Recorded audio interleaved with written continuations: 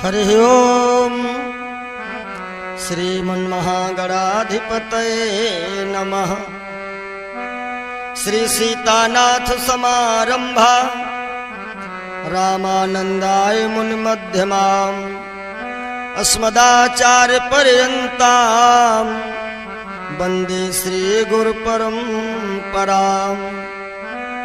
नारायणं नमस्कृत्य नरं चैव नरोत्तमम् देवीं सरस्वतीं व्यासं ततो जयमुदीरयेत्।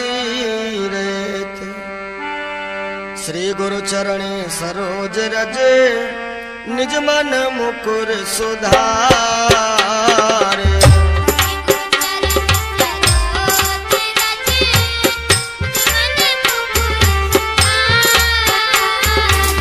वरणो रघुवर विमल जस जोदायक फल चारे।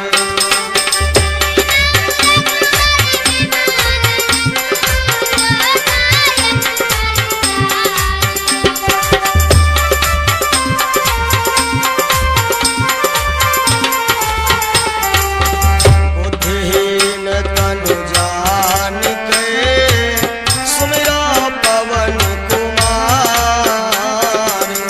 बल बुद्धि विद्या देहु मोहि हरहु कलेश विकार।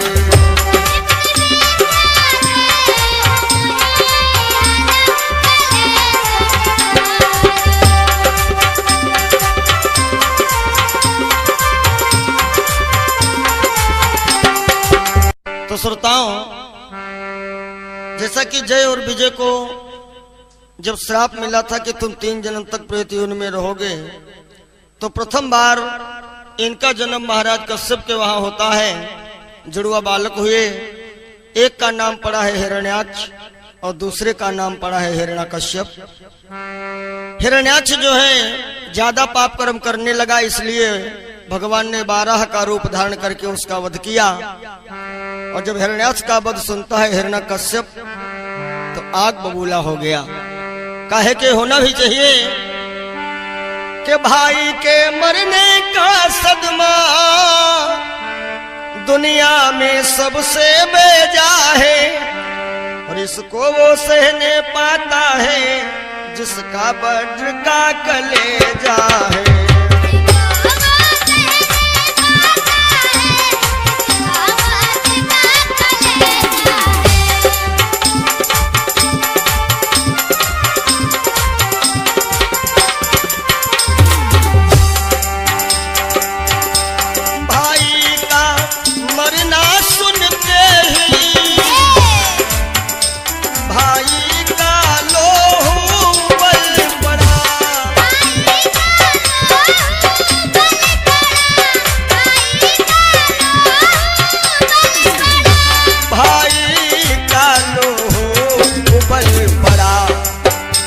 कुछ सोच समझ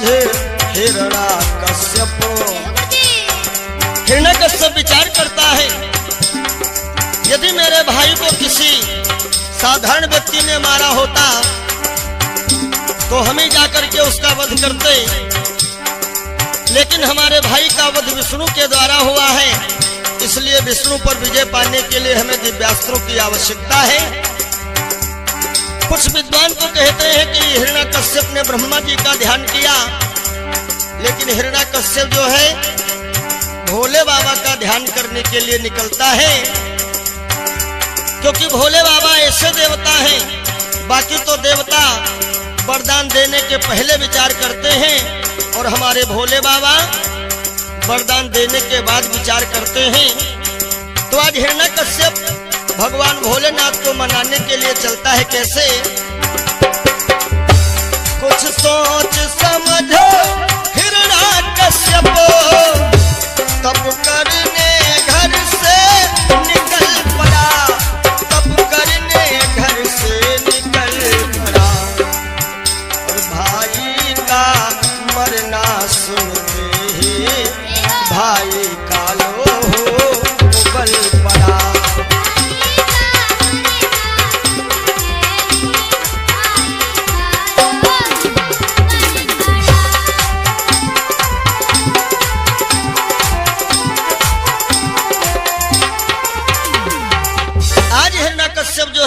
भगवान भोलेनाथ को मनाने के लिए कैलाश पर्वत पे पहुंचा। देखिए भोले बाबा ऐसे देवता हैं, ये वरदान देने के बाद विचार करते हैं, पहले नहीं करते हैं। जैसा कि भस्मासुर को वरदान दे दिया कि जिसके ऊपर दाहिना हाथ रखोगे वो भस्म हो जाएगा, तो एक दिन भोले बाबा के ऊपर ही भस्मासुर हाथ उठा करके दौड़ा। लेकिन भोले बाबा अपनी आदत से बाज नहीं आए। एक भक्त और हुआ है जिसका नाम पड़ा था बारासुर, उसको भी भोले बाबा ने वरदान दिया कि तेरे 1000 हाथ हो जाएं, 10,000 हाथियों का बल आ जाए। और एक दिन ये बारासुर भोले बाबा से ही लड़ने के लिए पहुंच गया। तो कहने का अभिप्राय, हिरण्यकश्यप जो है आज भोले बाबा को नाच नाच करके प्रसन्न कर रहा है। आखिर को भोले बाबा प्रकट हुए और कहते हैं भक्तराज वरदान मांगो। हिरण्यकश्यप कहने लगा महाराज हमें अमर कर दो। भोले बाबा ने कहा बेटा हम तुम्हें अमर तो नहीं कर सकते हैं, बाकी जो भी वरदान मांगोगे हम देने को तैयार हैं। हिरण्यकश्यप ने कहा तो हमारी आपकी एक शर्त ये है, एक वरदान देना है तो ये दे दो कि हम अमर हो जाएं, अन्यथा हम जितने वरदान मांगेंगे उतने वरदान देना पड़ेगा। भोले बाबा ने कहा एक वरदान छोड़ करके बाकी जो मांगोगे सब हम देने को तैयार हैं। देखो हिरण्यकश्यप क्या मांग रहा है। विचार किया कि डायरेक्ट नहीं यदि वरदान दे रहे हैं अमरता का, तो हम घुमाई फिराई करके वरदान ऐसा ही मांगेंगे जिससे कि हम मरे ना। और मरना तो भैया कोई नहीं चाहता है। बूढ़े लोग परेशान होकर के कहे तो देते हैं कि भगवान हमको भी बुला लो, लेकिन जब तबीयत गड़बड़ होती है तो यही कहते हैं डॉक्टर साहब इस बार बचा लो। मरना कोई नहीं चाहता है। हिरण्यकश्यप क्यों चाहे?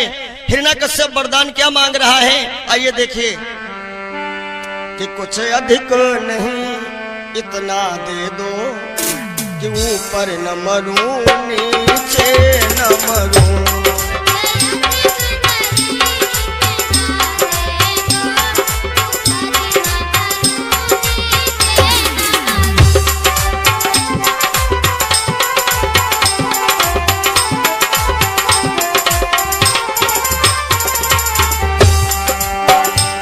कुछ अधिक नहीं तो ना दे दो, ऊपर न मरूं नीचे न मरूं, और निस में न मरूं दिन में न मरूं, भीतर न मरूं बाहर न मरूं।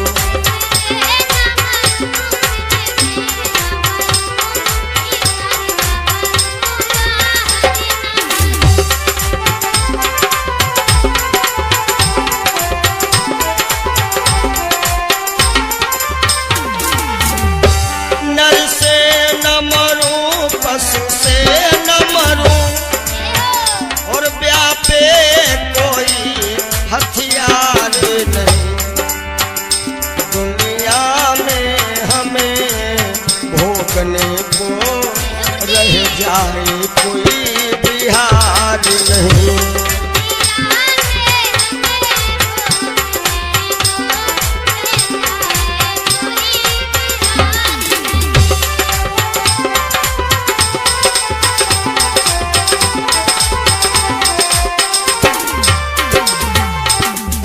वरदान क्या मांगा? ना दिन में मरे ना रात में मरे, न ऊपर मरे ना नीचे मरे, न कोई तीर तलवार से मरे, ना दिन में ना रात में, ना ऊपर ना नीचे कोई तीर तलवार से, और ना ही किसी इंसान से, ना ही किसी जानवर से। भोले बाबा एवं मस्तु कहते गए बेटा और मांगो। हिरण्यकश्यप ने विचार किया कि इतने वरदान दे चुके हैं, एक बार नहीं कह पाए अमर हो जाओ, और बाकी जो मांग रहा हूं सब देने को तैयार हैं। सो हे भोलेनाथ एक वरदान ये भी दे दो कि दुनिया में ऐसा कोई सुख बाकी ना रहे जो हम उठावे ना। और आखिर में भोले बाबा ने कहा बेटा और कुछ मांग लो। हिरण्यकश्यप ने कहा 1 वर्ष में 12 महीना होते हैं, तो महाराज हमें ये वरदान दे दो कि हम 12 महीनों में भी ना मरें। भोले बाबा यो मस्त कह करके चले गए। अब हिरण्यकश्यप ठहाका मार करके हंसता है और कहता है कि ब्रह्मा मैं हूं, विष्णु मैं हूं, शंकर मैं हूं। सच कहा गया है जो ओछी बुद्धि वाले लोग होते हैं ना, जब तलक जेब खाली है तब तलक तो बड़े सज्जन हैं, और जेब में जब पैसा हुआ तो फिर समझ लीजिए कि उनके समान कोई दूसरा धनवान धरती पे है नहीं। बाबा ने संकेत भी किया है, जो ओछी बुद्धि वाले होते हैं उनकी तो हमेशा की आदत रही है कि कोई ऐसा उपजा जग माही,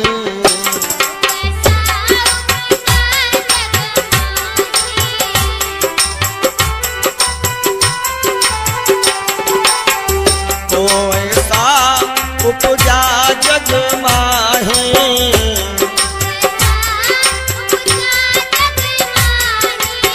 अरे प्रभुता पाई का हमद नाही।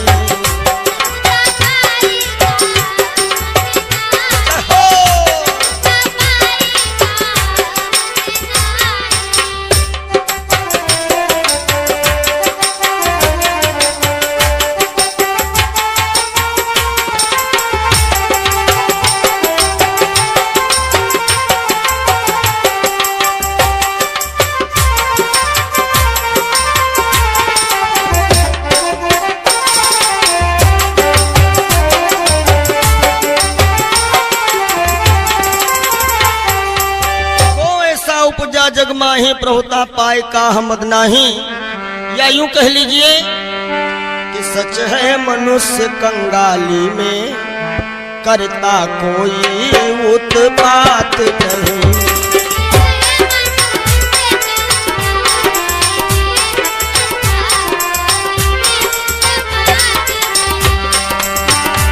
सच है मनुष्य कंगाली में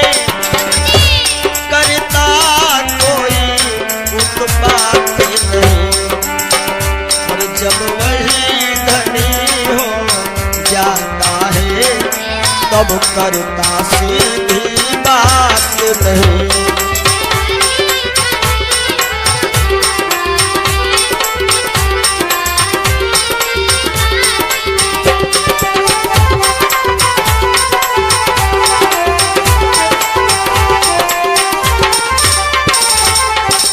सच है मनुष्य कंगाली में करता कोई उत्पात नहीं, और जब वही धनी हो जाता है तब करता सीधी बात नहीं। हिरण्यकश्यप ने ऐलान करवा दिया कि लइयो मम बैरी के रो नाम के ऊ भूल नहीं, माला तोर फेंको छापा तिलक लगइयो ना, और जइयो ना दिवाले नहीं परवाले हम उतार ले हो, पूजा पाठ योग यज्ञ हवन करियो ना। हिरण्यकश्यप का जिस समय ये ऐलान हुआ, सारे साधु महात्मा बेचारे परेशान हैं कि कैसे हम भगवान का भजन करें। एक दिन की बात है कि हिरण्यकश्यप जो है राजस्थान को जाता है सेना जोड़ने बटोरने के लिए, और इधर देवराज इंद्र ने विचार किया कि हिरण्यकश्यप की पत्नी कयाधु गर्भवती हैं और इनके गर्भ में एक बालक पल रहा है। अभी हिरण्यकश्यप अकेला है और ऐसा ना हो बालक हो जाए वो हिरण्यकश्यप का पूरा साथ दे, इसलिए देवराज इंद्र ने हिरण्यकश्यप का भेष बनाया और धोखे से कयाधु को बुलाई करके रथ में बिठाया, और एक जंगल में जब ये पहुंचे देवराज इंद्र ने निकाल लिया तलवार कि अभी कयाधु का वध कर देते हैं। लेकिन मित्रों एक बात तो याद रखना है कि जाको रक्षक साइया मारी सके ना कोई, और बाल न बाका करी सके जो जग बैरी होए।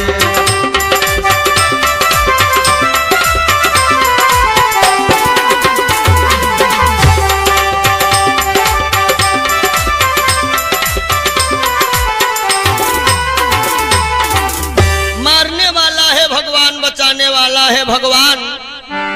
जैसे देवराज इंद्र ने कयाधु को मारना चाहा, इतने में बाबा नारद आ गए। रुक जाओ रुक जाओ, नारी को मारना ये कोई ठीक बात नहीं है। हिरण्यकश्यप की पत्नी कयाधु इस समय निहत्थी है, क्यों मारना चाह रहे हो? देवराज इंद्र ने कहा बाबा नारद जरा विचार करो, ये हिरण्यकश्यप राक्षस की पत्नी है, अभी वो अकेला है और हो सकता है इसके गर्भ से बालक हो जाए, हिरण्यकश्यप का पूरा साथ देगा। बाबा नारद ने कहा हे देवराज इंद्र मेरी बात मान लो, कयाधु को छोड़ दो। अरे हो सकता है हिरण्यकश्यप का इतना पाप कर्म बढ़ गया है तो कयाधु के पेट से कोई अपने लोगों को बचाने के लिए मालिक ने किसी फरिश्ते को भेजा है। देवराज इंद्र ने कहा नारद मेरे रास्ते से हट जाओ, कयाधु को मारूंगा। नारद बाबा ने कहा मैं कयाधु को बचाऊंगा। और भैया ये भी एक बहुत बड़ा धर्म है कि परहित सरिसो धर्मो नहीं भाई,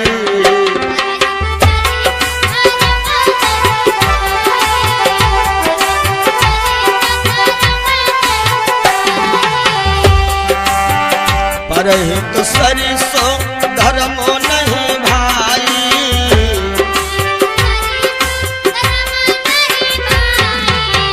पर पीड़ा समो नहीं अधमाई।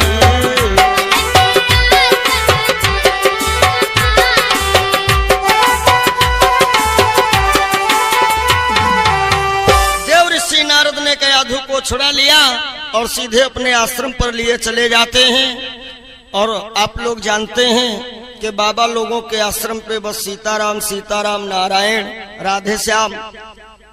कयाधु जो है उसी वातावरण में रहने लगी। और ऐसा वैज्ञानिकों का भी रिसर्च है कि गर्भवती महिला का जैसा खान पान होता है, जैसा रहन सहन होता है, उसी प्रवृत्ति की संतान होती है। समयानुसार बाबा नारद के आश्रम पर ही कयाधु ने एक बच्चे को जन्म दिया। बाबा नारद ने इसी बच्चे का नाम रखा है प्रहलाद। और सच कहा गया है संभला है जिनका बचपन जीवन बना उन्हीं का, यानी प्रहलाद जी का जन्म जो है बाबा के आश्रम पर हुआ। धीरे धीरे थोड़ा प्रहलाद भी बड़े हो जाते हैं। प्रहलाद जी ने देखा बाबा के आश्रम पर तुलसी की पूजा है, राम नाम का जाप है, तो प्रहलाद भी तुतली भाषा में राम नाम का जाप करने लगे। सच कहा गया है ना कि संतन के संग लागरी तेरी अच्छी बनेगी,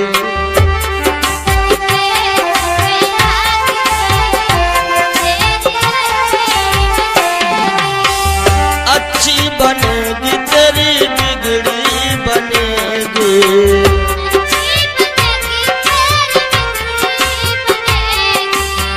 संतन के संग लागरी तेरी अच्छी बनेगी।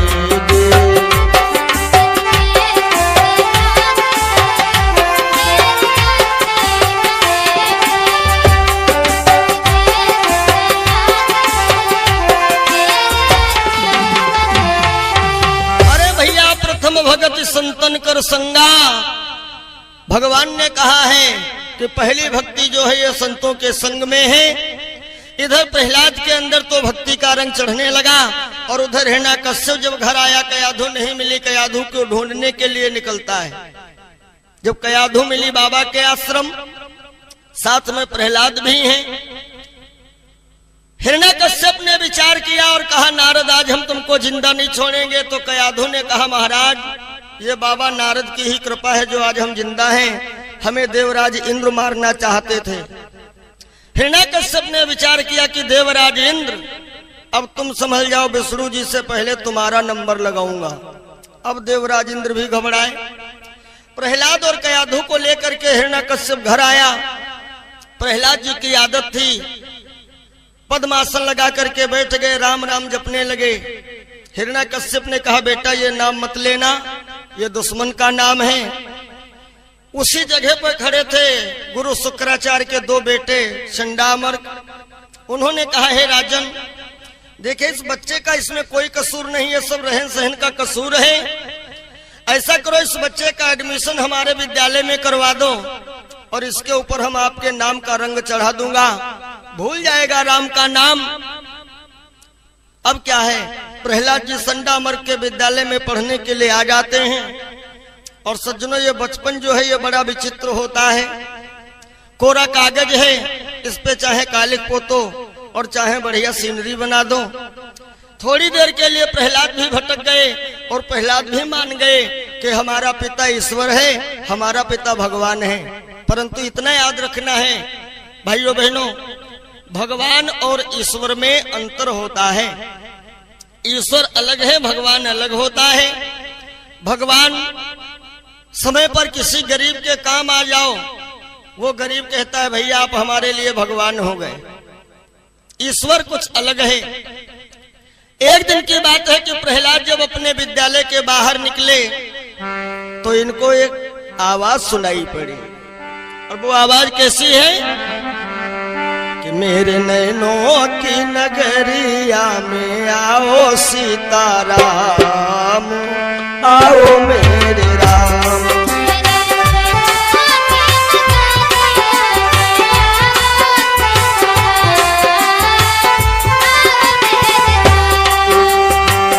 आओ मेरे राम, आओ मेरे राम, मेरी सोनी सी मरैया में आओ मेरे राम, आओ मेरे राम।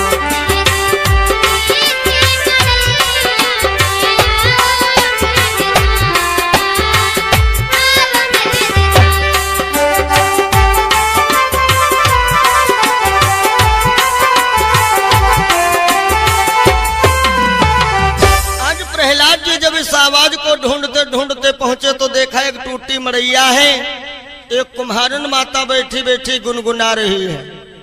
प्रहलाद ने डांट दिया है बुढ़िया ये नाम लेना बंद कर दे, क्यों इस नाम के चक्कर में पड़ करके जान गंवाना चाहती है? यदि मेरा बाप सुनेगा तो तुझे मार डालेगा। कुम्हारन माता कहने लगी बेटा तुम्हारा बाप कैसे मार सकेगा? अरे मारने वाला है भगवान, बचाने वाला है भगवान। प्रहलाद ने कहा भगवान और ईश्वर जगत का पालनहार मेरा बाप है। कुम्हारन माता ने कहा नहीं बेटा तेरा बाप धनवान है, घमंडी है, लेकिन वो भगवान या ईश्वर नहीं हो सकता है। और बेटा एक बात और बता दें, जिस धन के घमंड में तेरा बाप इतना चूर है, याद रखना सच कहा गया है सज धज के जिस दिन मौत की शहजादी आएगी, ना सोना काम आएगा ना चांदी आएगी। ये चेतावनी भाग 1 में आप लोगों ने हमारा भजन सुना होगा। कुम्हारन माता ने कहा प्रहलाद अरे हम तुम्हारे बाप को नहीं बल्कि तुमको भगवान का दर्जा देंगी, लेकिन एक काम करना होगा। वो कौन सा? कहा मैंने एक बिल्ली पाल रखी थी, उसके 4 बच्चे थे, बड़े प्यारे थे, और आज जब मैं आवा लगा रही थी तो धोखे से 4 बच्चे आवे में बंद हो गए, आग लग चुकी है। अब यदि तेरा बाप भगवान है तो इन बच्चों को जिंदा निकाल दे। प्रहलाद हंसने लगे कि जलते ही आग से भला ये बच्चे जीवित कैसे निकल सकते हैं? क्या तेरे राम बचा लेंगे? कुम्हारन माता ने कहा हाँ बेटा हमारे राम बचा लेंगे, क्योंकि चमत्कार को ही दुनिया नमस्कार करती है, और मेरे भैया जब चमत्कार नहीं तो नमस्कार नहीं। प्रहलाद ने कहा ठीक है तो आज मैं जा रहा हूँ, और कल जब आऊंगा मेरे सामने आवा खुलेगा, यदि बच्चे जिंदा हैं तब तो हम आपकी शरण में आ जाएंगे, और यदि बच्चे मर गए तो समझ लेना तुम्हारी भी पूर्णमासी हम कर देंगे। प्रहलाद जी चले गए। अब तो कुम्हारन माता के सामने चुनौती है, बेचारी रात भर गाती रही कि गहरी नदिया नाव पुरानी लंबा बड़ा किनारा,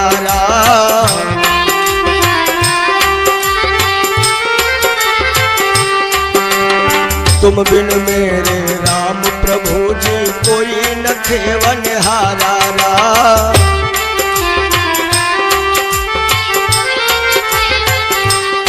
मेरी नैया के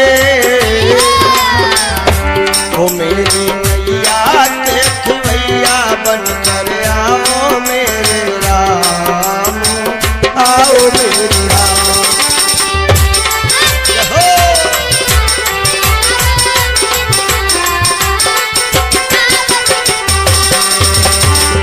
आओ मेरे राम, आओ मेरे राम, आओ मेरे राम।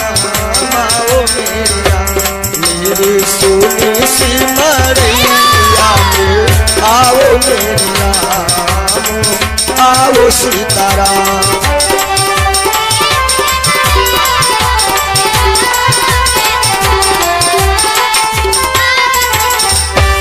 रात बीती सवेरा हुआ और सवेरे सवेरे प्रहलाद जी जब आए, कुम्हारन माता से कहा आवा खोलो। जैसे आवा खोला गया, चारों बिल्ली के बच्चे म्याऊ म्याऊ कर करके बाहर आ गए। प्रहलाद जी को संदेह हुआ, प्रहलाद जी को संदेह हुआ और कहने लगे तुम्हारे आवे में कुछ गड़बड़ी है। जैसे झांक करके देखा तो देखा एक हंडी के अंदर भगवान श्री हरि राज रहे, रहे शंख चक्र और गदा पद्म, संग में खगराज विराज रहे।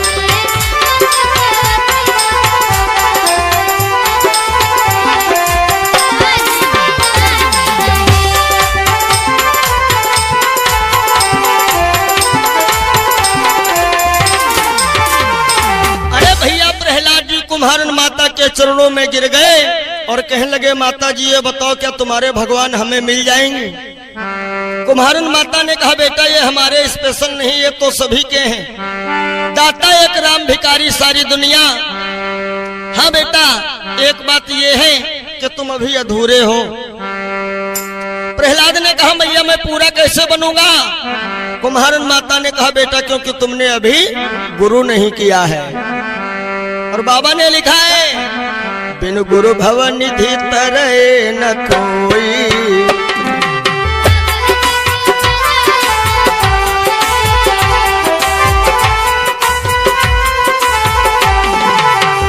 बिन गुरु भव निधि तरह न कोई, बिन गुरु भव निधि जो बिरंच शंकर सम होए।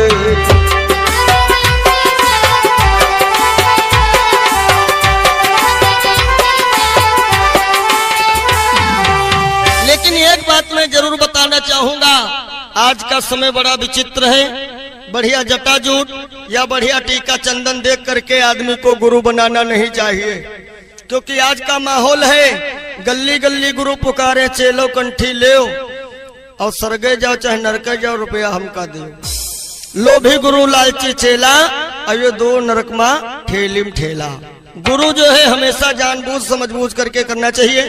आज प्रहलाद जी को जो है कुम्हारन माता ने राम नाम मंत्र दे दिया। प्रहलाद जी विद्यालय आए। पुराने समय में जो बच्चा होशियार था पढ़ने लिखने में, गुरु लोग उसको मॉनिटर बनाते थे। संडा मृग ने कहा बच्चों आज का पाठ मॉनिटर प्रहलाद तुमको पढ़ाएंगे। प्रहलाद जी ने सारे बच्चों को बुला लिया और कहा लिखने वाले लिखो और पढ़ने वाले पढ़ो, सच्चाई वाला पाठ पढ़ाएंगे, उसमें ज्यादा पाई मात्रा का सवाल ही नहीं है। क्या पढ़ाया है जरा देखिए कि लिखो पाटी में राम और पढ़ो पुस्तक में राम, सिया राम राम राम, सिया राम राम राम।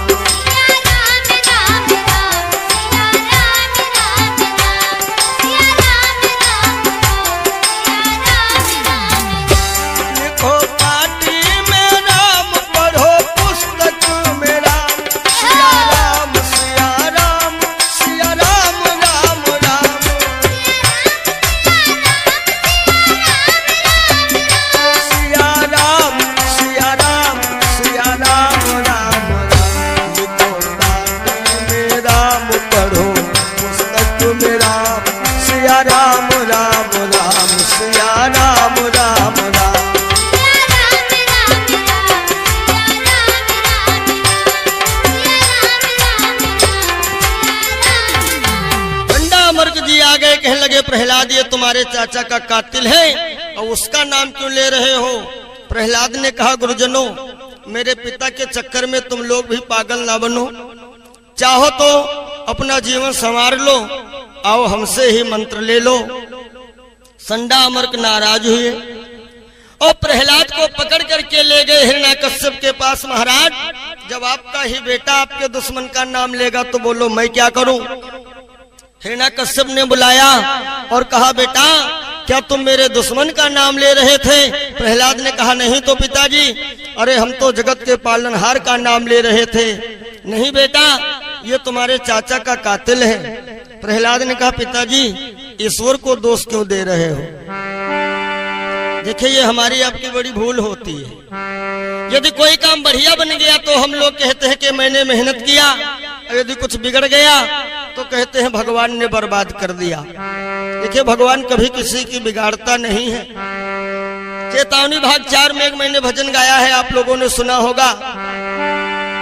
अगर दिल किसी का दुखाया न होता तो सदमों का तीर दिल पर खाया न होता, तेरी जिंदगी में अंधेरा न होता, दिया दूसरों का जो बुझाया न होता। एक सूत्र याद रखिएगा जीवन में कि भगवान के घर देर है, अंधेर नहीं है, अंधेर नहीं है।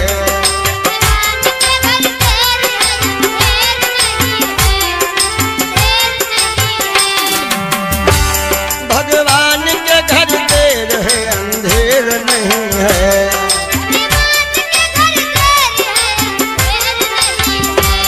कर्मानुसार फल तो सबको मिलता सही है, हाँ मिलता यही है।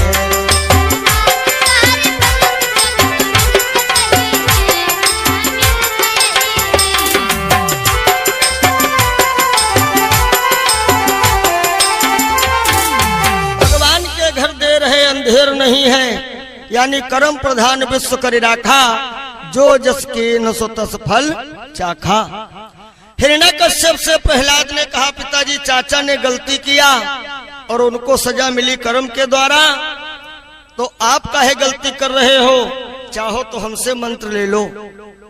हिरण्यकश्यप ने प्रहलाद को गोदी से फेंका, बड़ी दूर गिरा प्रहलाद, कयाधु ने आकर के उठा लिया। हिरण्यकश्यप ने कहा, कयाधु जाओ इस दुष्ट को जहर दे करके मार डालो। आज कयाधु आई और जैसे प्रहलाद जी को जहर का प्याला दिया, प्रहलाद ने प्याले को हाथ में लिया और बड़ा प्रेम के साथ में कहा, मामा जी हम तुमसे प्रेम करते हैं। और जैसे जहर का प्याला प्रहलाद ने पिया, देखिए लक्ष्मी जी और जहर समुद्र मंथन में दोनों लोग निकले थे, इसलिए जहर और लक्ष्मी का भाईचारे का संबंध है, भाई बहन का रिश्ता है। और प्रहलाद जी लक्ष्मी जी को माता और माता के भाई को मामा कह रहे हैं, इसलिए मामा मामा कह करके जैसे जहर पिया। अब ये जहर राम जी के पास पहुंचा, राम जी ने अपने इष्ट देव का ध्यान किया, यानी ये जहर जो है भोले बाबा के पास गया। भोले बाबा ने इस जहर को अपने गले में ही रोक लिया, इसलिए इनका गला जो है कंठ नीला पड़ गया। तब से शिव जी का एक नाम है नीलकंठ महादेव। प्रेम से बोलो नीलकंठ महादेव की जय। प्रहलाद जी आए, बोले पिताजी जहर तो बड़ा मीठा था। सारे कर्मचारी प्रहलाद जी का चेहरा देख रहे हैं, भला कभी किसी ने जहर का स्वाद बताया है? इतने में एक कर्मचारी आया और कहने लगा, राजा साहब मैं छिप करके देख रहा था, एक माता ने अपने बेटे को रंगीन शरबत पिला दिया। हिरण्यकश्यप ने कहा, इसीलिए तो दुष्ट कहता है कि जहर मीठा था। जाओ बेटा वो प्याला लेकर के आओ। और जैसे कर्मचारी प्याला लेकर के आया, हिरण्यकश्यप ने कहा, इसमें थोड़ा पानी डाल करके उंगली हिलाओ, खंगरावन तैयार करो।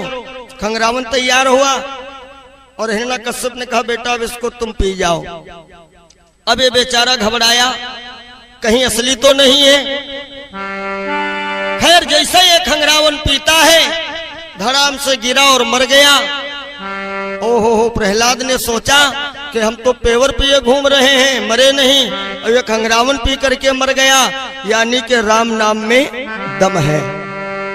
प्रहलाद जी झूमने लगे कि राम जपने से तर जाएगा, हाँ राम जपने से तर जाएगा।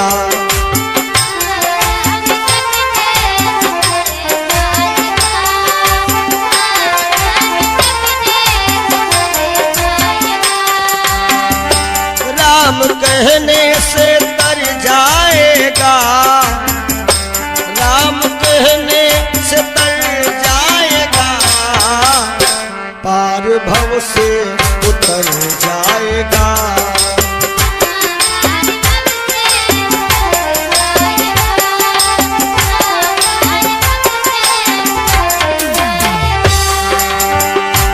बड़ी मुश्किल से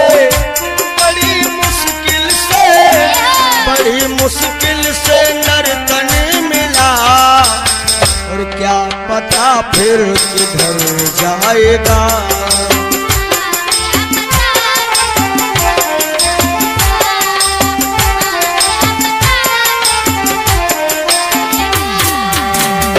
क्या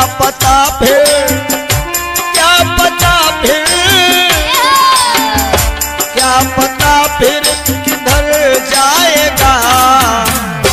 राम कहने से मर जाएगा।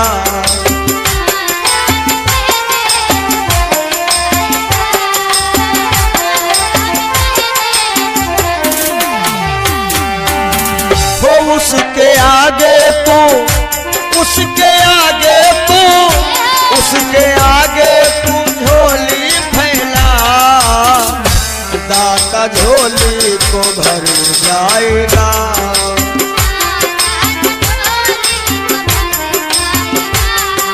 जय हो, दाता झोली को भर जाएगा।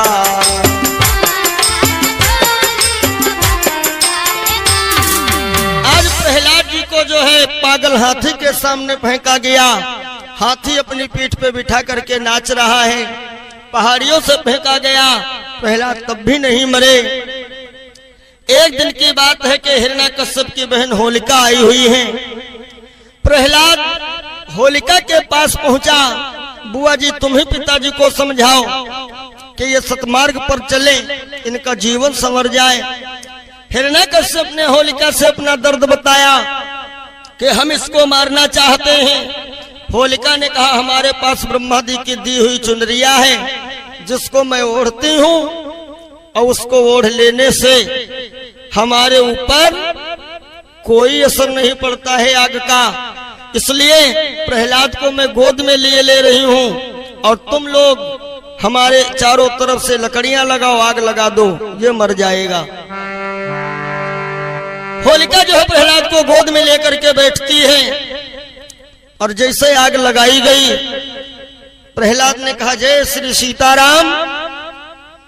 49 पवन चले, जोर की हवाएं चली। चुनरिया जो है होलिका से छूट करके प्रहलाद के लिपट गई,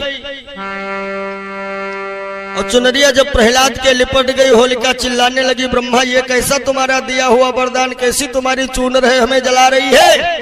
ब्रह्मा जी ने कहा यह चूनर तुम्हें दी गई थी अपनी रक्षा के लिए, न कि भक्तों का वध करने के लिए, भक्तों को जलाने के लिए। आखिर में परिणाम प्रहलाद जी बच गए, और होलिका जो है जल करके खाक हुई। ये होली का पर्व अपने हिंदू समाज में हम लोग मनाते हैं, और गौर करिएगा कितने देवता हैं, कितने राक्षस हैं। जिस समय प्रहलाद की रक्षा हुई थी तो देवता लोग पुष्प बरसा रहे थे, और दैत्य लोग मिट्टी धूल उलच रहे थे।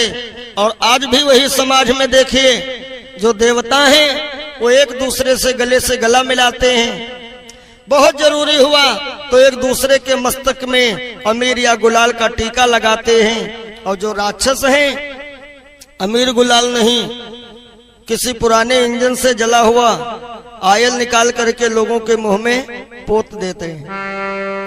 पी करके शराब, पड़ोस में झगड़ा किए, साल भर का पर्व घर के बजाय उनका पर्व कोतवाली में हो रहा है। आखिर को हिरण्याकश्यप ने विचार किया कि अब इसको हम कैसे मारें। अपने कर्मचारियों से कहा कि जाओ एक विशेष खंभा तैयार करो और उसको आग की लपटों में गर्म करो, देखता हूं प्रहलाद कैसे जिंदा रहेगा। और कर्मचारी लोग तत्काल खंभे की तैयारी कर रहे हैं। गीता में प्रभु ने कहा है कि कड़कड़ में मेरा वास है, कोई भी तिनका बगैर मेरी इच्छा के नहीं हिलता है। और यही बात कुरान शरीफ में आई है कि खुदा का नूर जर्रे जर्रे में है। और गोस्वामी जी ने रामायण में भी यही लिखा है कि हरि व्यापक सर्वत्र समाना,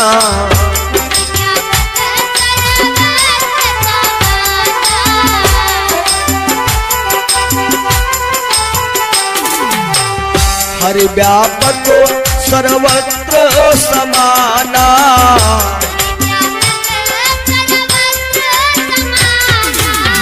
प्रेम से प्रगट होए मैं जाना।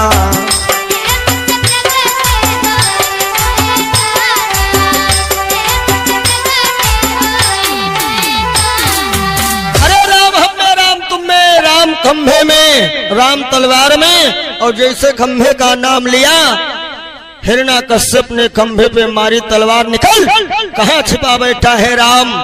नरसिंह भगवान का प्रागट्य हो रहा है। बोलो नरसिंह भगवान की। हिरण्याकश्यप को नरसिंह भगवान ने पकड़ लिया। हिरण्याकश्यप हंसने लगा, तो तू है राम? अरे हमें मारेगा? मैंने वरदान मांगा था, ना मैं दिन में मरूं ना रात में मरूं, ना ऊपर मरूं ना नीचे, ना भीतर ना बाहर। नरसिंह भगवान ने हिरण्याकश्यप को खींच लिया और कहां पहुंचे? चौखट पे। बोल अंदर है या बाहर? अब हिरण्याकश्यप घबराया कि भोले बाबा कहते थे वरदान और मांगो, लेकिन मैंने मांगा नहीं, ना तो अंदर है ना बाहर है। लेकिन वरदान ये भी मांगा था मैंने, ना ऊपर मरे ना नीचे। तो नरसिंह भगवान ने हिरण्याकश्यप को गोदी में ले लिया। बोल ऊपर है कि नीचे? अब ना तो ऊपर है ना नीचे, बीच में। मैंने वरदान मांगा था, ना दिन में मरूं ना रात में। भगवान ने कहा समय कौन सा है? और भैया समय यही था जो इस समय चल रहा है, ना दिन में है ना रात में। ये समय जो है गोधूल का कहा जाता है, गांव में कहते हैं कुबेरी बेरा। हिरण्याकश्यप ने कहा फिर भी नहीं मरूंगा, मैंने वरदान मांगा था, ना किसी तीर से मरूं ना तलवार से। भगवान ने बड़े बड़े नाखून दिखाए। बोल मेरे हाथ में कौन सा हथियार है? कहा कुछ भी नहीं है, बड़े बड़े नाखून। लेकिन मैंने वरदान मांगा था, ना मैं इंसान से मरूं और ना मैं जानवर से। भगवान ने कहा हमें देख हम क्या हैं? तो नीचे से इंसान, ऊपर से सिंह। हिरण्याकश्यप ने कहा ये तो मिली जुली सरकार है। फिर भी मैंने वरदान मांगा था, मैं 12 महीनों में ना मरूं। भगवान ने कहा जरा विचार कर, महीना कौन सा है? 12 महीनों में कोई महीने नहीं है। महीना है 13, जिसको कुछ लोग पुरुषोत्तम मास कहते हैं, कहीं कहीं लोग मल मास कहते हैं, और गांव देहात में लौंद कहते हैं। हिरण्याकश्यप ने कहा जब एक साल में 12 महीना होते, ये 13वां महीना कहां से आया? भगवान ने कहा ये स्पेशल मैंने भगत के लिए बनाया है। प्रबल प्रेम के पाले पड़कर प्रभु को नियम बदलते देखा, और उनका मान भले ही टल जाए लेकिन भक्त का मान ना टलते देखा। और बता, हिरण्याकश्यप ने कहा जब आपने नियम कानून ही बदल दिया तो अब हम क्या बताएं? अब क्या था कि आखिर को नरसिंह ने मारी एक दहाड़, और तुरंत दिया उस नीच का पेट प्रभु ने फाड़।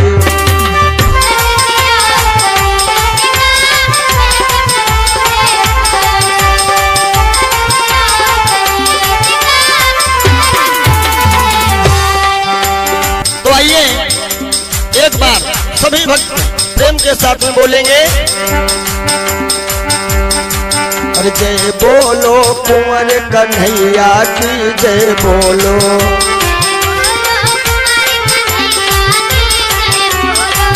जय बोलो यशोदा जी के भैया की जय बोलो।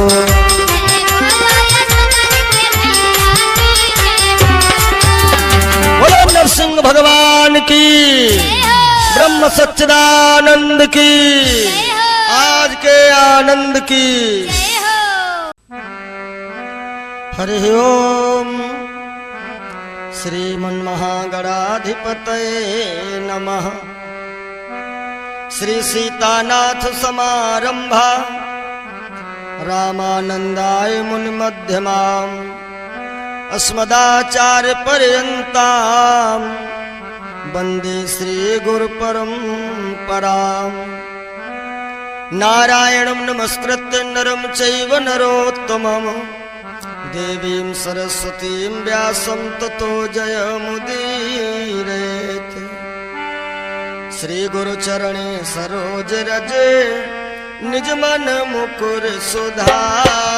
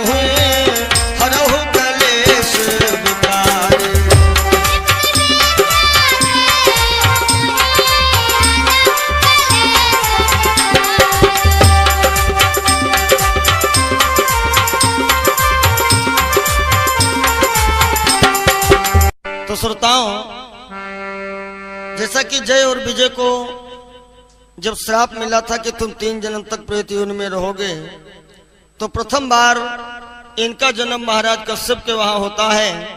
जुड़वा बालक हुए, एक का नाम पड़ा है हिरण्याक्ष और दूसरे का नाम पड़ा है हिरण्यकश्यप। हिरण्याक्ष जो है ज्यादा पाप कर्म करने लगा, इसलिए भगवान ने 12 का रूप धारण करके उसका वध किया। और जब हिरण्याक्ष का वध सुनता है हिरण्यकश्यप तो आग बबूला हो गया। काहे के होना भी चाहिए कि भाई के मरने का सदमा दुनिया में सबसे बेजा है, और इसको वो सहने पाता है जिसका वज्र का कलेजा है।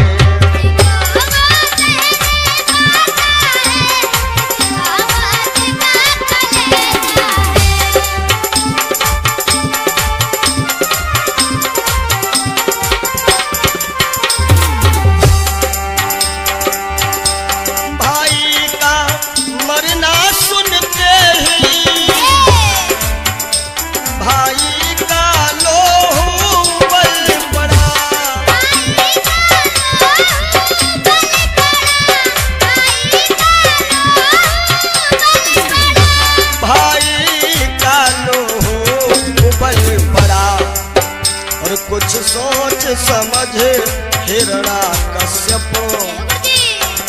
हिरण्यकश्यप विचार करता है, यदि मेरे भाई को किसी साधारण व्यक्ति ने मारा होता तो हम ही जाकर के उसका वध करते, लेकिन हमारे भाई का वध विष्णु के द्वारा हुआ है, इसलिए विष्णु पर विजय पाने के लिए हमें दिव्यास्त्रों की आवश्यकता है। कुछ विद्वान तो कहते हैं कि हिरण्यकश्यप ने ब्रह्मा जी का ध्यान किया, लेकिन हिरण्यकश्यप जो है भोले बाबा का ध्यान करने के लिए निकलता है, क्योंकि भोले बाबा ऐसे देवता हैं, बाकी तो देवता वरदान देने के पहले विचार करते हैं और हमारे भोले बाबा वरदान देने के बाद विचार करते हैं। तो आज हिरण्यकश्यप भगवान भोलेनाथ को मनाने के लिए चलता है। कैसे? कुछ सोच समझो हिरण्यकश्यप तप करने घर से निकल पड़ा, तप करने घर से निकल पड़ा, और भाई का मरना सुनते ही भाई का लोह उबल पड़ा।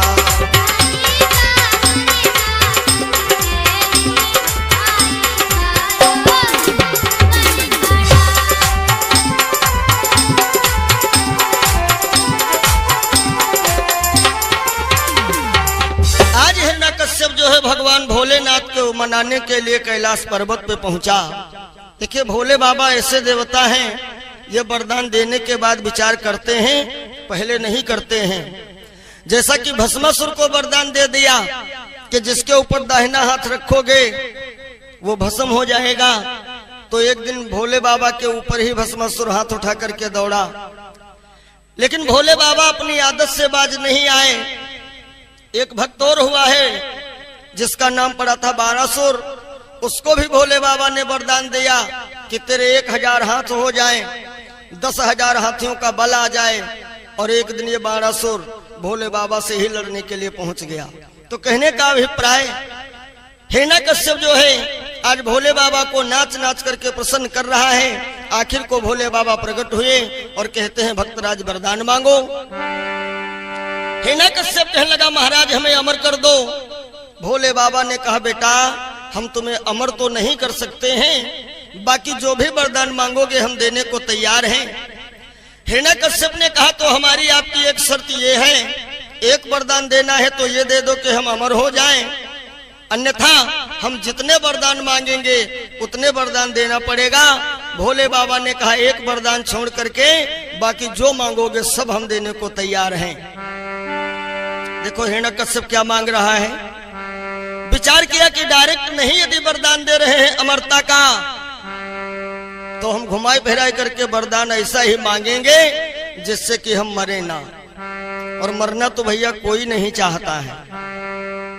बूढ़े लोग परेशान होकर के कहे तो देते हैं कि भगवान हमको भी बुला लो, लेकिन जब तबीयत गड़बड़ होती है तो यही कहते हैं डॉक्टर साहब इस बार बचा लो। मरना कोई नहीं चाहता है। हिरण्यकश्यप क्यों चाहे? हिरण्यकश्यप वरदान क्या मांग रहा है आइए देखिए कि कुछ अधिक नहीं इतना दे दो कि ऊपर न मरूं नीचे न मरूं।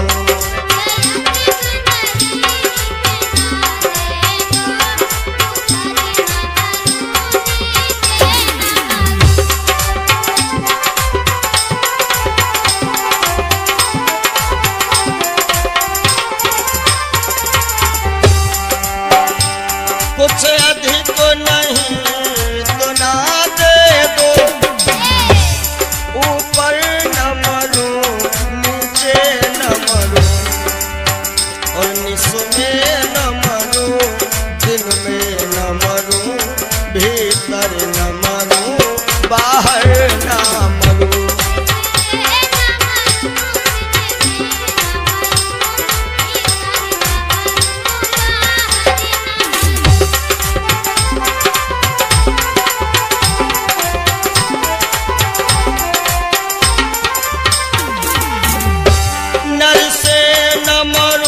पशु से न मरूं और व्यापे कोई हथियार नहीं, दुनिया में हमें भोगने को रह जाए कोई बिहार नहीं।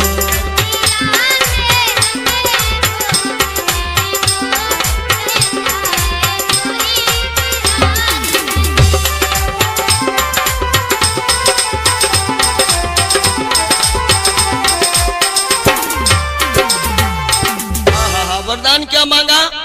ना दिन में मरे ना रात में मरे, न ऊपर मरे ना नीचे मरे, न कोई तीर तलवार से मरे, ना दिन में ना रात में, ना ऊपर ना नीचे कोई तीर तलवार से, और ना ही किसी इंसान से, ना ही किसी जानवर से। भोले बाबा एवं मस्तु कहते गए बेटा और मांगो। हिरण्यकश्यप ने विचार किया कि इतने वरदान दे चुके हैं, एक बार नहीं कह पाए अमर हो जाओ, और बाकी जो मांग रहा हूं सब देने को तैयार हैं। सो हे भोलेनाथ एक वरदान ये भी दे दो कि दुनिया में ऐसा कोई सुख बाकी ना रहे जो हम उठावे ना। और आखिर में भोले बाबा ने कहा बेटा और कुछ मांग लो। हिरण्यकश्यप ने कहा 1 वर्ष में 12 महीना होते हैं, तो महाराज हमें ये वरदान दे दो कि हम 12 महीनों में भी ना मरें। भोले बाबा यो मस्त कह करके चले गए। अब हिरण्यकश्यप ठहाका मार करके हंसता है और कहता है कि ब्रह्मा मैं हूं, विष्णु मैं हूं, शंकर मैं हूं। सच कहा गया है जो ओछी बुद्धि वाले लोग होते हैं ना, जब तलक जेब खाली है तब तलक तो बड़े सज्जन हैं, और जेब में जब पैसा हुआ तो फिर समझ लीजिए कि उनके समान कोई दूसरा धनवान धरती पे है नहीं। बाबा ने संकेत भी किया है जो ओछी बुद्धि वाले होते हैं उनकी तो हमेशा की आदत रही है कि को ऐसा उपजा जग माही,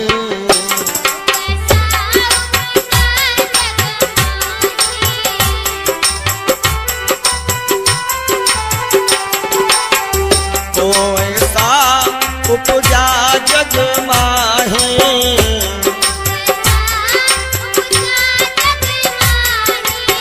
अरे प्रभुता पाई का हमद नाही।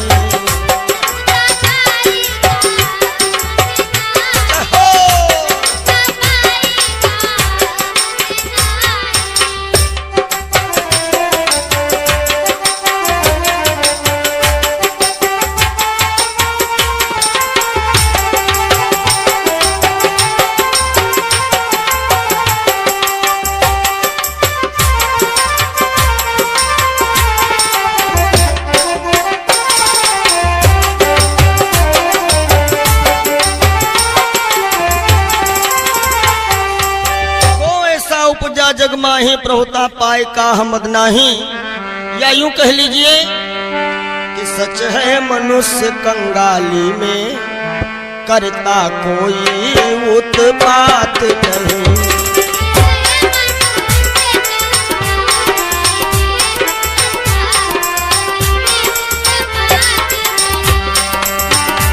सच है मनुष्य कंगाली में करता कोई उत्पात नहीं, और जब वही धनी हो जाता है तब करता सीधी बात नहीं।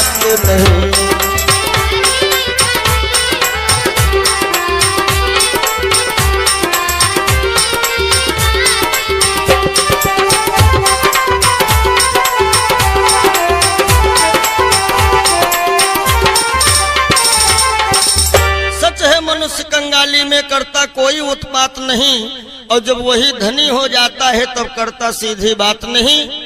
हिरण्यकश्यप ने ऐलान करवा दिया कि लइयो मम बैरी केरो नाम के वो भूल नहीं, माला तोर फेंको छापा तिलक लगइयो ना, और जइयो ना दिवाले नहीं परवाले हम उतार ले हो, पूजा पाठ योग यज्ञ हवन करियो ना। हिरण्यकश्यप का जिस समय ये ऐलान हुआ, सारे साधु महात्मा बेचारे परेशान हैं कि कैसे हम भगवान का भजन करें। एक दिन की बात है कि हिरण्यकश्यप जो है राजस्थान को जाता है सेना जोड़ने बटोरने के लिए, और इधर देवराज इंद्र ने विचार किया कि हिरण्यकश्यप की पत्नी कयाधु गर्भवती हैं और इनके गर्भ में एक बालक पल रहा है।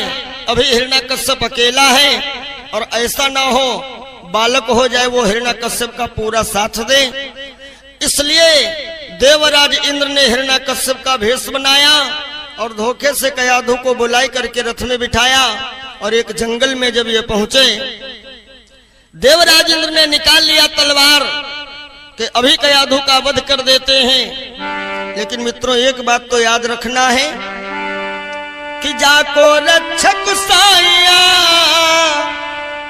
मारी सके ना कोई, और बाल नबा का करी सके जो जग बैरी होए।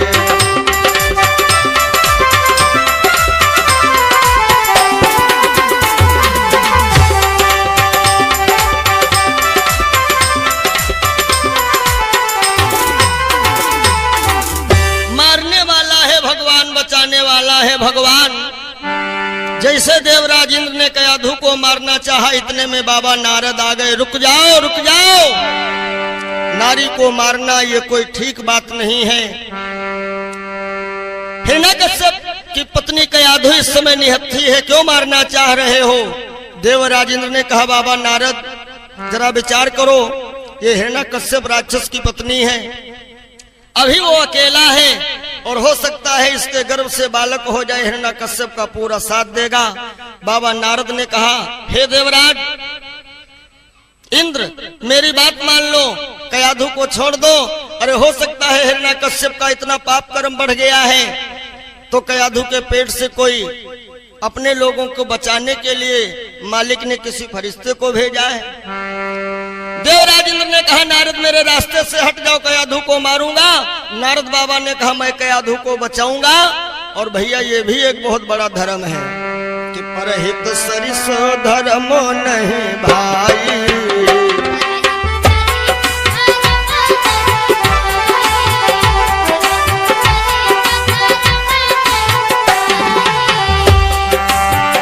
परहित सरिस धर्मो नहीं भाई।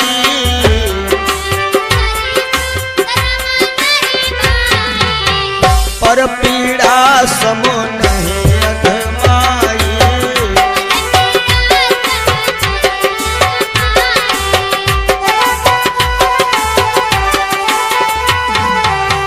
देव ऋषि नारद ने कयाधु को छुड़ा लिया और सीधे अपने आश्रम पर लिए चले जाते हैं। और आप लोग जानते हैं कि बाबा लोगों के आश्रम पे बस सीताराम सीताराम नारायण राधे श्याम।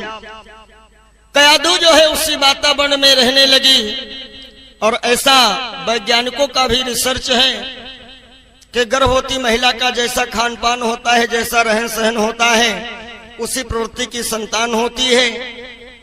समयानुसार बाबा नारद के आश्रम पर ही कयाधु ने एक बच्चे को जन्म दिया। बाबा नारद ने इसी बच्चे का नाम रखा है प्रहलाद। और सच कहा गया है संभला है जिनका बचपन जीवन बना उन्हीं का, यानी प्रहलाद जी का जन्म जो है बाबा के आश्रम पर हुआ। धीरे धीरे थोड़ा प्रहलाद भी बड़े हो जाते हैं। प्रहलाद जी ने देखा बाबा के आश्रम पर तुलसी की पूजा है, राम नाम का जाप है, तो प्रहलाद भी तुतली भाषा में राम नाम का जाप करने लगे। सच कहा गया है ना कि संतन के संग लागरी तेरी अच्छी बनेगी।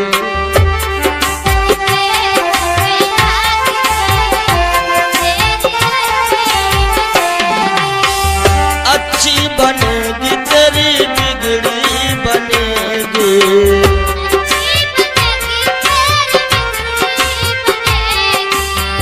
संतन के संग लागरी तेरी अच्छी बनेगी।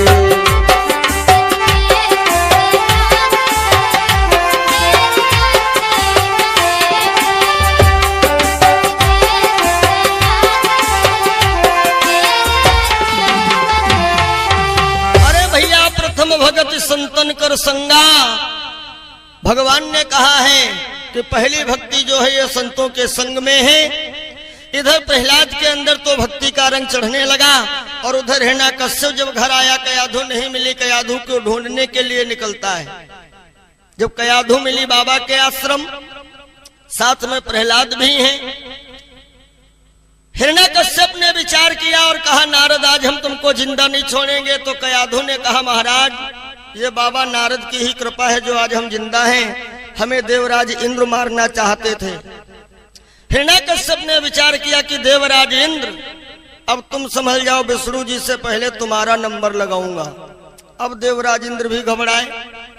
प्रहलाद और कयाधु को लेकर के हिरण्याकश्यप घर आया। प्रहलाद जी की आदत थी पद्मासन लगा करके बैठ गए, राम राम जपने लगे। हिरण्याकश्यप ने कहा बेटा ये नाम मत लेना, ये दुश्मन का नाम है। उसी जगह पर खड़े थे गुरु शुक्राचार्य के दो बेटे चंडामर्क। उन्होंने कहा हे राजन देखिए इस बच्चे का इसमें कोई कसूर नहीं है, सब रहन सहन का कसूर है। ऐसा करो इस बच्चे का एडमिशन हमारे विद्यालय में करवा दो और इसके ऊपर हम आपके नाम का रंग चढ़ा दूंगा, भूल जाएगा राम का नाम। अब क्या है प्रहलाद जी चंडामर्क के विद्यालय में पढ़ने के लिए आ जाते हैं। और सज्जनों ये बचपन जो है ये बड़ा विचित्र होता है। कोरा कागज है, इस पे चाहे कालिक पोतो और चाहे बढ़िया सीनरी बना दो।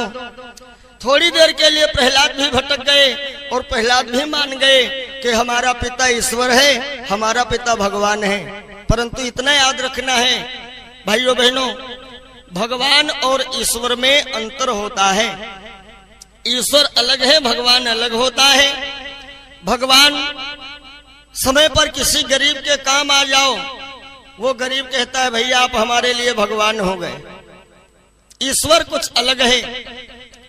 एक दिन की बात है कि प्रहलाद जब अपने विद्यालय के बाहर निकले तो इनको एक आवाज सुनाई पड़ी, और वो आवाज कैसी है कि मेरे नैनों की नगरिया में आओ सीताराम, आओ मेरे राम।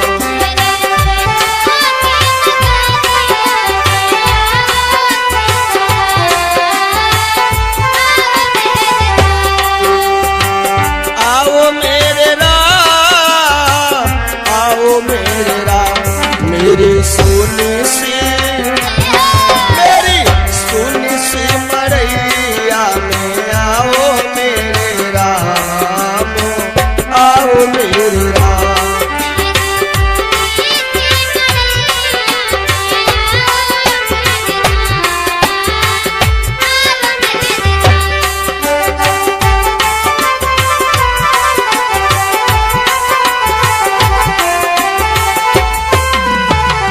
आज प्रहलाद जी जब इस आवाज को ढूंढते ढूंढते पहुंचे तो देखा एक टूटी मड़ैया है, एक कुम्हारन माता बैठी बैठी गुनगुना रही है। प्रहलाद ने डांट दिया है बुढ़िया ये नाम लेना बंद कर दे, क्यों इस नाम के चक्कर में पड़ करके जान गंवाना चाहती है? यदि मेरा बाप सुनेगा तो तुझे मार डालेगा। कुम्हारन माता कहने लगी बेटा तुम्हारा बाप कैसे मार सकेगा? अरे मारने वाला है भगवान, बचाने वाला है भगवान।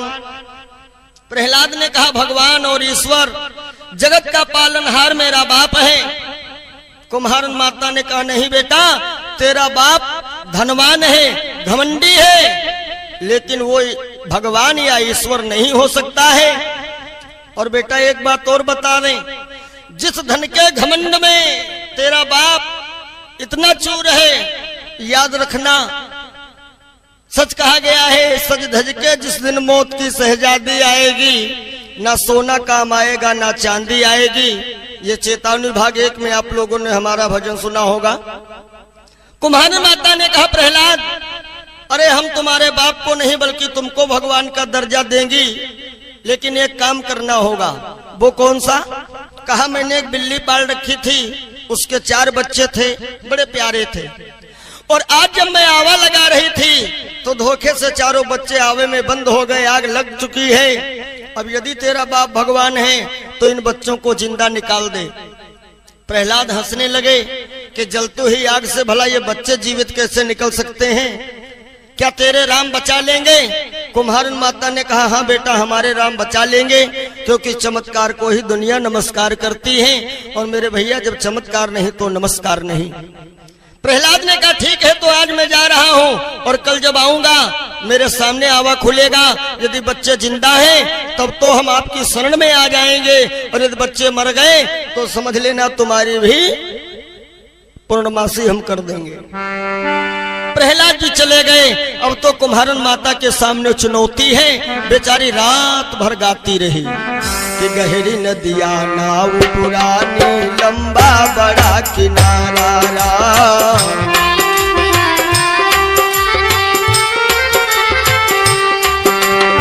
तुम बिन मेरे राम प्रभु जी कोई न खेवन हारा।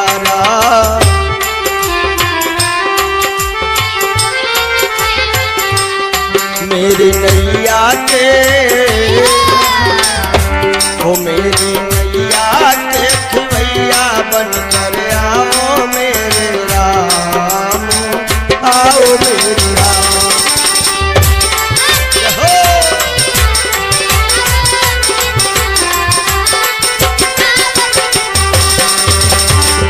आओ मेरे राम, आओ मेरे राम, आओ मेरे राम, आओ मेरे राम।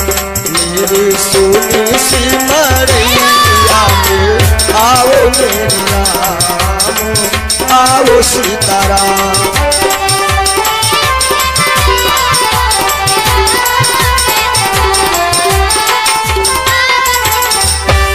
रात बीती सवेरा हुआ, और सवेरे सवेरे प्रहलाद जी जब आए कुम्हारन माता से कहा आवा खोलो। जैसे आवा खोला गया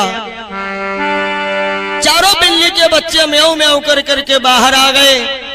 प्रहलाद जी को संदेह हुआ, प्रहलाद जी को संदेह हुआ और कहने लगे तुम्हारे आवे में कुछ गड़बड़ी है। जैसे झांक करके देखा तो देखा एक हंडी के अंदर भगवान श्री हरि राज रहे शंख चक्र और गदा पद्म संघ में खगराज विराज रहे।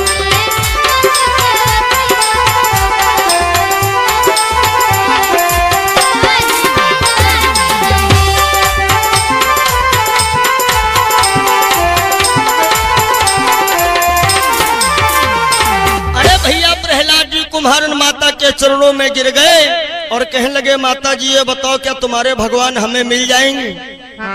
कुम्हारन माता ने कहा बेटा ये हमारे स्पेशल नहीं, ये तो सभी के हैं। दाता एक राम भिखारी सारी दुनिया। हाँ बेटा एक बात ये है कि तुम अभी अधूरे हो। प्रहलाद ने कहा मैया मैं पूरा कैसे बनूंगा?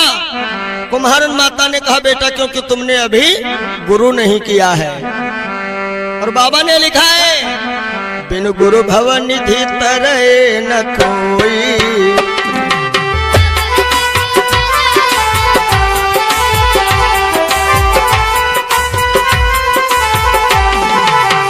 बिन गुरु भव निधि तरय न कोई, बिन गुरु भव निधि जो बिरंच शंकर सम होए।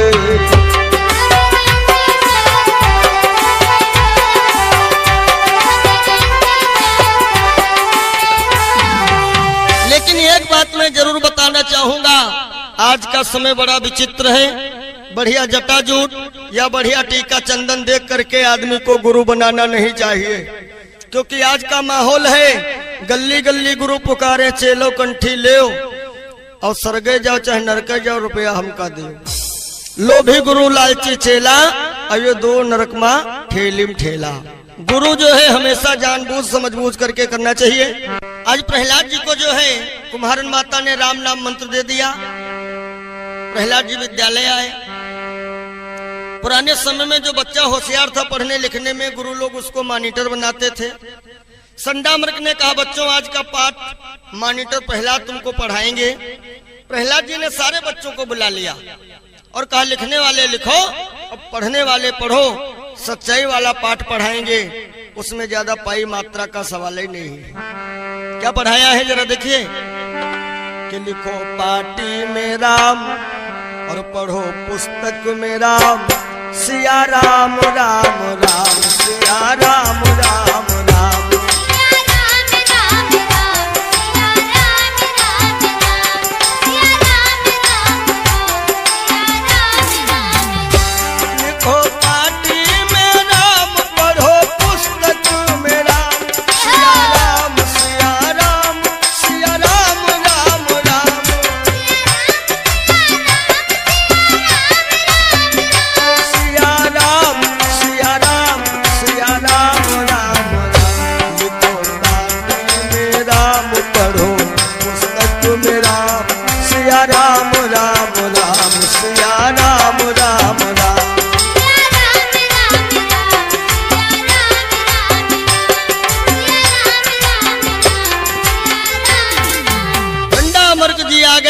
प्रहलाद ये तुम्हारे चाचा का कातिल है और उसका नाम क्यों ले रहे हो? प्रहलाद ने कहा गुरुजनों मेरे पिता के चक्कर में तुम लोग भी पागल ना बनो, चाहो तो अपना जीवन संवार लो, आओ हमसे ही मंत्र ले लो। संडा अमर्क नाराज हुए और प्रहलाद को पकड़ करके ले गए हिरण्याकश्यप के पास। महाराज जब आपका ही बेटा आपके दुश्मन का नाम लेगा तो बोलो मैं क्या करूं? हिरण्याकश्यप ने बुलाया और कहा बेटा क्या तुम मेरे दुश्मन का नाम ले रहे थे? प्रहलाद ने कहा नहीं तो पिताजी, अरे हम तो जगत के पालनहार का नाम ले रहे थे। नहीं बेटा ये तुम्हारे चाचा का कातिल है। प्रहलाद ने कहा पिताजी ईश्वर को दोष क्यों दे रहे हो? देखिए ये हमारी आपकी बड़ी भूल होती है। यदि कोई काम बढ़िया बन गया तो हम लोग कहते हैं कि मैंने मेहनत किया, और यदि कुछ बिगड़ गया तो कहते हैं भगवान ने बर्बाद कर दिया। देखिए भगवान कभी किसी की बिगाड़ता नहीं है। चेतावनी भाग 4 में एक मैंने भजन गाया है, आप लोगों ने सुना होगा।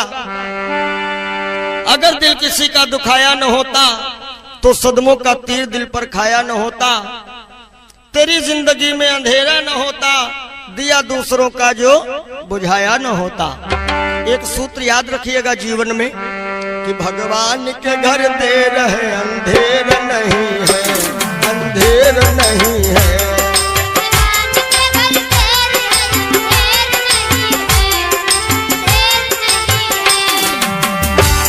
भगवान के घर देर है अंधेर नहीं है।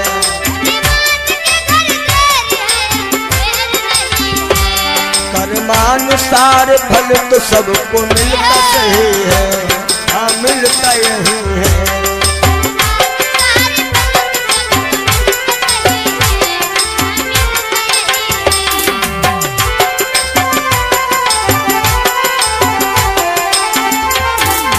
भगवान के घर देर है अंधेर नहीं है, यानी कर्म प्रधान विश्व करि राखा, जो जस के न सो तस फल चाखा।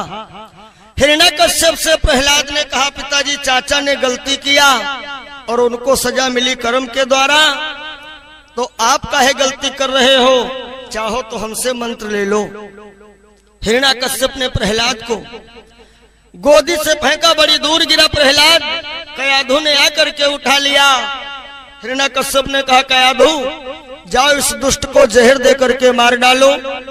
आज कयाधु आई और जैसे प्रहलाद जी को जहर का प्याला दिया, प्रहलाद ने प्याले को हाथ में लिया और बड़ा प्रेम के साथ में कहा, मामा जी हम तुमसे प्रेम करते हैं। और जैसे जहर का प्याला प्रहलाद ने पिया, देखिए लक्ष्मी जी और जहर समुद्र मंथन में दोनों लोग निकले थे, इसलिए जहर और लक्ष्मी का भाईचारे का संबंध है, भाई बहन का रिश्ता है। और प्रहलाद जी लक्ष्मी जी को माता और माता के भाई को मामा कह रहे हैं, इसलिए मामा मामा कह करके जैसे जहर पिया। अब ये जहर राम जी के पास पहुंचा, राम जी ने अपने इष्ट देव का ध्यान किया, यानी ये जहर जो है भोले बाबा के पास गया। भोले बाबा ने इस जहर को अपने गले में ही रोक लिया, इसलिए इनका गला जो है कंठ नीला पड़ गया। तब से शिव जी का एक नाम है नीलकंठ महादेव। प्रेम से बोलो नीलकंठ महादेव की जय। प्रहलाद जी आए, बोले पिताजी जहर तो बड़ा मीठा था। सारे कर्मचारी प्रहलाद जी का चेहरा देख रहे हैं, भला कभी किसी ने जहर का स्वाद बताया है। इतने में एक कर्मचारी आया और कहने लगा, राजा साहब मैं छिप करके देख रहा था, एक माता ने अपने बेटे को रंगीन शरबत पिला दिया। हिरण्यकश्यप ने कहा, इसीलिए तो दुष्ट कहता है कि जहर मीठा था। जाओ बेटा वो प्याला लेकर के आओ। और जैसे कर्मचारी प्याला लेकर के आया, हिरण्यकश्यप ने कहा, इसमें थोड़ा पानी डाल करके उंगली हिलाओ, खंगरावन तैयार करो। खंगरावन तैयार हुआ और हिरण्यकश्यप ने कहा, बेटा अब इसको तुम पी जाओ। अब ये बेचारा घबराया, कहीं असली तो नहीं है।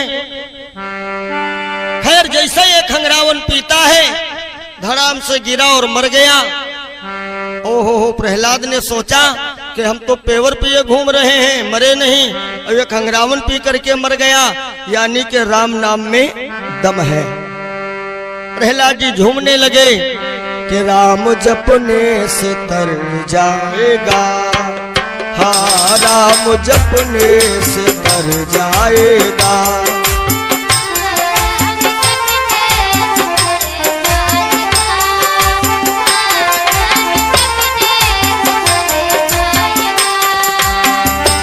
राम कहने से तर जाएगा, राम कहने से तर जाएगा, पार भव से उतर जाएगा।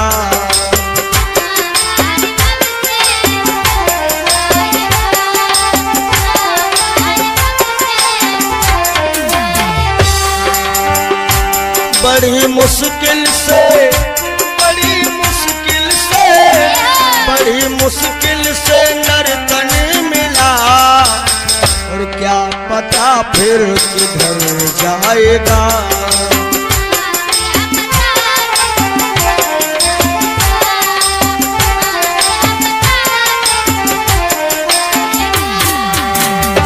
क्या पता फिर, क्या पता फिर, क्या पता फिर किधर जाएगा। राम कहने से मर जाएगा।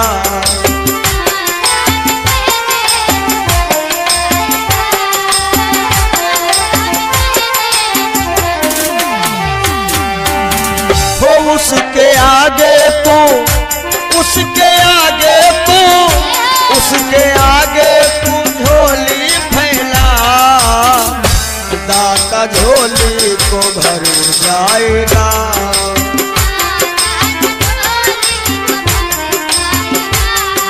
जय हो, दाता झोली को भर जाएगा।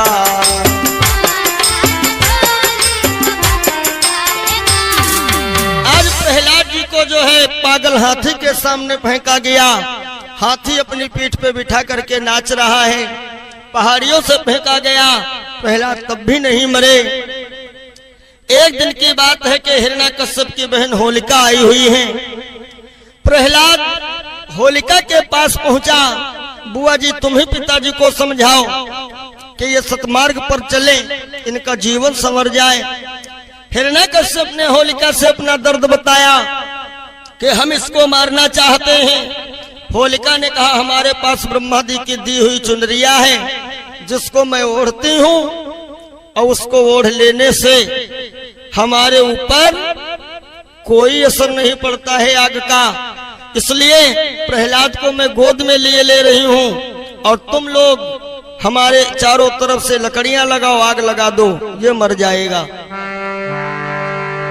होलिका जो है प्रहलाद को गोद में लेकर के बैठती है और जैसे आग लगाई गई, प्रहलाद ने कहा जय श्री सीताराम। 49 पवन चले, जोर की हवाएं चली।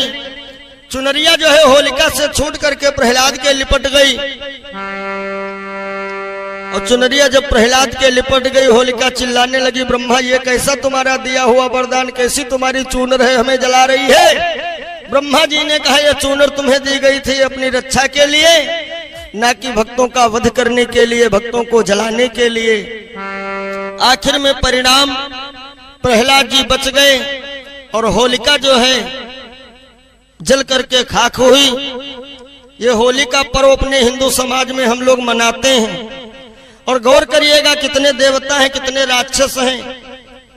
जिस समय प्रहलाद की रक्षा हुई थी तो देवता लोग पुष्प बरसा रहे थे और दैत्य लोग मिट्टी धूल उलच रहे थे। और आज भी वही समाज में देखिए, जो देवता हैं वो एक दूसरे से गले से गला मिलाते हैं। बहुत जरूरी हुआ तो एक दूसरे के मस्तक में अमीर या गुलाल का टीका लगाते हैं। और जो राक्षस हैं अमीर गुलाल नहीं, किसी पुराने इंजन से जला हुआ आयल निकाल करके लोगों के मुंह में पोत देते हैं। पी करके शराब, पड़ोस में झगड़ा किए, साल भर का पर्व घर के बजाय उनका पर्व कोतवाली में हो रहा है। आखिर को हिरण्याकश्यप ने विचार किया कि अब इसको हम कैसे मारें। अपने कर्मचारियों से कहा कि जाओ एक विशेष खंभा तैयार करो और उसको आग की लपटों में गर्म करो, देखता हूं प्रहलाद कैसे जिंदा रहेगा। और कर्मचारी लोग तत्काल खंभे की तैयारी कर रहे हैं। गीता में प्रभु ने कहा है कि कड़कड़ में मेरा वास है, कोई भी तिनका बगैर मेरी इच्छा के नहीं हिलता है। और यही बात कुरान शरीफ में आई है कि खुदा का नूर जर्रे जर्रे में है। और गोस्वामी जी ने रामायण में भी यही लिखा है कि हरि व्यापक सर्वत्र समाना,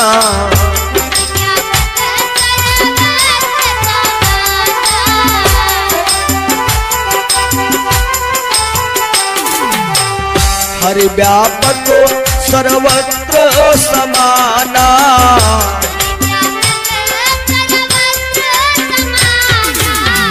प्रेम से प्रगट हो मैं जाना।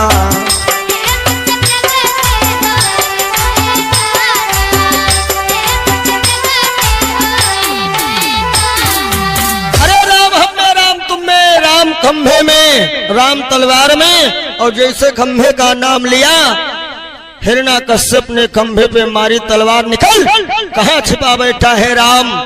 नरसिंह भगवान का प्रागट्य हो रहा है। बोलो नरसिंह भगवान की। हिरण्याकश्यप को नरसिंह भगवान ने पकड़ लिया। हिरण्याकश्यप हंसने लगा, तो तू है राम, अरे हमें मारेगा? मैंने वरदान मांगा था, ना मैं दिन में मरूं ना रात में मरूं, ना ऊपर मरूं ना नीचे, ना भीतर ना बाहर। नरसिंह भगवान ने हिरण्याकश्यप को खींच लिया और कहां पहुंचे? चौखट पे। बोल अंदर है या बाहर? अब हिरण्याकश्यप घबराया कि भोले बाबा कहते थे वरदान और मांगो, लेकिन मैंने मांगा नहीं, ना तो अंदर है ना बाहर है। लेकिन वरदान ये भी मांगा था मैंने, ना ऊपर मरे ना नीचे। तो नरसिंह भगवान ने हिरण्याकश्यप को गोदी में ले लिया। बोल ऊपर है कि नीचे? अब ना तो ऊपर है ना नीचे, बीच में। मैंने वरदान मांगा था, ना दिन में मरूं ना रात में। भगवान ने कहा समय कौन सा है? और भैया समय यही था जो इस समय चल रहा है, ना दिन में है ना रात में। ये समय जो है गोधूल का कहा जाता है, गांव में कहते हैं कुबेरी बेरा। हिरण्याकश्यप ने कहा फिर भी नहीं मरूंगा, मैंने वरदान मांगा था, ना किसी तीर से मरूं ना तलवार से। भगवान ने बड़े बड़े नाखून दिखाए। बोल मेरे हाथ में कौन सा हथियार है? कहा कुछ भी नहीं है, बड़े बड़े नाखून। लेकिन मैंने वरदान मांगा था, ना मैं इंसान से मरूं और ना मैं जानवर से। भगवान ने कहा हमें देख हम क्या हैं? तो नीचे से इंसान, ऊपर से सिंह। हिरण्याकश्यप ने कहा ये तो मिली जुली सरकार है। फिर भी मैंने वरदान मांगा था, मैं 12 महीनों में ना मरूं। भगवान ने कहा जरा विचार कर, महीना कौन सा है? 12 महीनों में कोई महीने नहीं है। महीना है 13, जिसको कुछ लोग पुरुषोत्तम मास कहते हैं, कहीं कहीं लोग मल मास कहते हैं, और गांव देहात में लौंद कहते हैं। हिरण्याकश्यप ने कहा जब एक साल में 12 महीना होते, ये 13वां महीना कहां से आया? भगवान ने कहा ये स्पेशल मैंने भगत के लिए बनाया है। प्रबल प्रेम के पाले पड़कर प्रभु को नियम बदलते देखा, और उनका मान भले ही टल जाए लेकिन भक्त का मान ना टलते देखा। और बता, हिरण्याकश्यप ने कहा जब आपने नियम कानून ही बदल दिया तो अब हम क्या बताएं?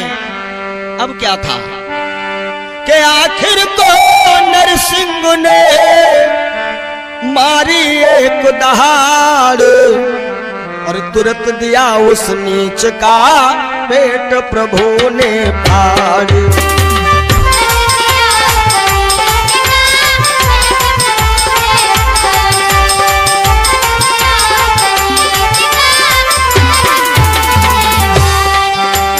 तो आइए एक बार सभी भक्त प्रेम के साथ में बोलेंगे,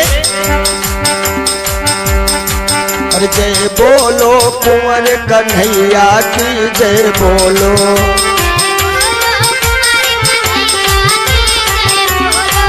जय बोलो यशोदा जी के भैया की जय बोलो।